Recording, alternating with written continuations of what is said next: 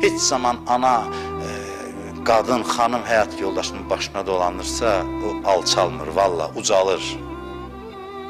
Qorxur adam belə şeyləri danışmaq, bir dənə feminist çıxacaq deyəcək, nə oldu bu bunun? Yox, özü xoşbəxt olur o müddət. Kişidən mənfi xüsusiyyət də varsa, başına dolan, onu da tərbiyə edəcəksin. Həyat yoldaşının həm də bir analıq xüsusiyyəti var kişinin üzərində. Həyat yoldaşının, qadının hökmranlığı var. Mərhəmətlə elə təsir eləyə bilər ki, kişi mum kimi əriyər onun qabağında. Hətta ən ağır xasiyyətli kişinin də təsir elər, eləməsə də yenə də o ilə dirənməkdənsə güzəşt eləyəndə daha yaxşı olur. Və kişiyə qadın, ana, ataya nüfuz verərsə, avtoritet verərsə, ata evə girəndə, hər gün elə bir hadisədir, durun ata gəlib, qaçsın qabağına falan, qorxudan yox, hörmətdən. O kimi atanın, ata da ki, bundan sui-istifadə eləməz.